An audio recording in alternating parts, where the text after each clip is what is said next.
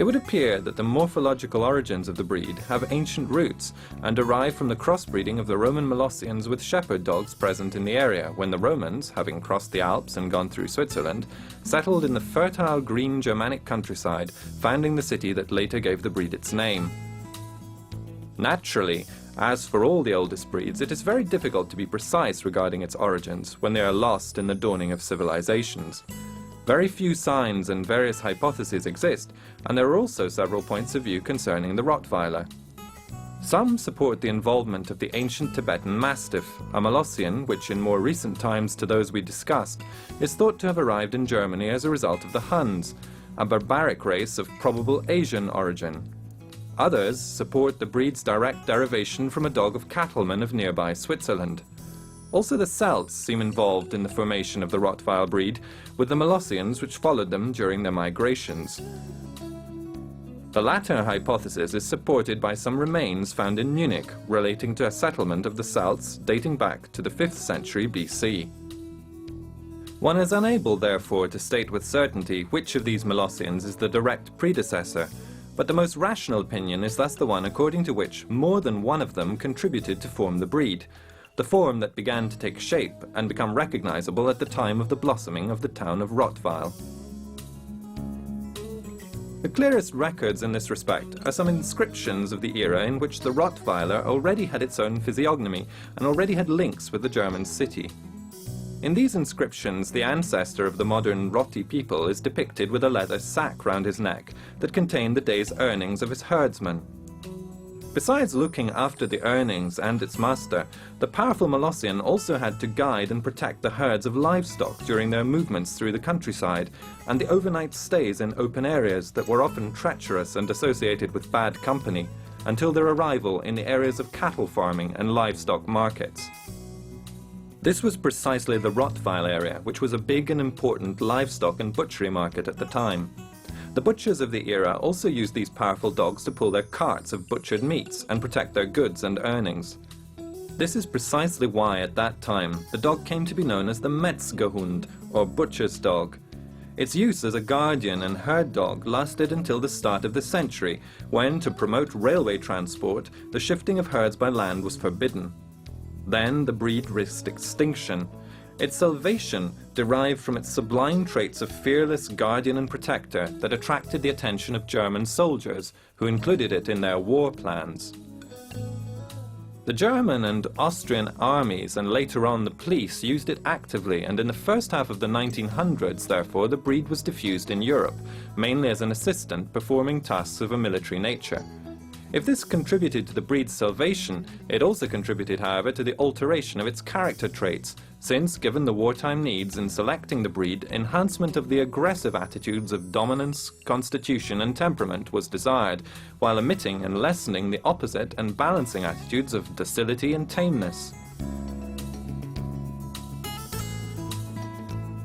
Fortunately, there have been some enthusiasts who instead gave the Rottweil dog a civil position in their homes, and who correspondingly selected them, trying to maintain its original characteristics that envisage a strong and brave but balanced dog, and that, if managed wisely, knows how to be tame inside its own family group. The first club of the breed was founded in Germany in 1907. The purpose of the club was to push breeders to select seriously both in terms of morphology as well as the protection of the personality characteristics. It is precisely for the preservation of natural attitudes and character traits, in addition to physical health, that the by now popular dog shows have been supported by a work test for many years. The Rottweiler belongs to Group 2, thus defined, dogs of Pinscher and Schnauzer, Molossian and Swiss cattleman type. Instead, by definition of the standard, that which deserves particular attention belongs to the type work dog, watchdog and guard dog. Work dog means that the dog is genetically predisposed and built both physically as well as in character terms to have a strong work attitude. The need to have clear tasks within a pack, to have a close collaborative relationship with a leader. Its mind must be fully formed and stimulated by a close emotional relationship, but also an executive attitude must be defined and worked with a strong and sporting obedience that will develop it and satisfy the natural predisposition of which the dog is genetically endowed. Watchdog and guard dog means that the dog has an acute sense of possession of its pack and of things it thinks are his, and a strong propensity in identifying territory as his. This results in it being jealous and very protective of its pack and its possessions, and showing hostile behavior towards strangers who approach territory which the dog considers as its own, and will show its intent to control with all its strength, fearlessness, and dominance. The Rottweiler is a medium-large to large-sized dog, strong, neither stocky nor lean, nor hound-like, nor high on its limbs. The exact proportions of its structure require it to be compact and powerful, evoking great strength, elasticity, and stamina. The length of the torso measured from the point of the sternum to the ischiatic protuberance should not exceed the height at the withers by more than 15%. It descends from sociable and pacific stock, and by nature loves children. It is affectionate, obedient, trainable, and loves working. Its imposing appearance gives some indication of its origins. Its behavior is sure, strong-nerved, and intrepid. It is always vigilant and attentive to its surroundings. Head. Cranium. Of average length, wide cranium between the ears. The frontal bone, viewed from the side, is only moderately convex. The occiput is well developed, without protruding excessively. Stop. Pronounced nasofrontal stop. Physiognomy. Nose. The nasal channel is straight, wide at the base and with moderate tapering.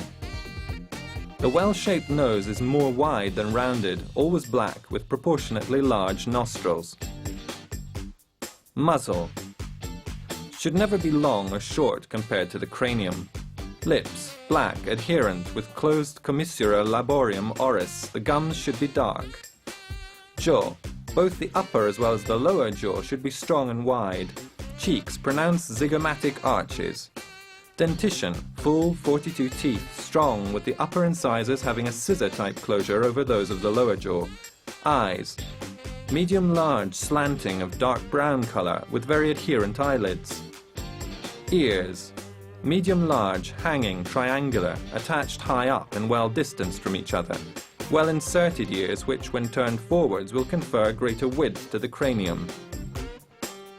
Neck, powerful, moderately long, very muscular, slightly arched, lean, without dewlap or slack skin under the throat. Torso, dorsal line, straight, strong, solid. Renal area, short, strong and deep. Crupper, wide, of average length, slightly inclined, neither straight nor steep.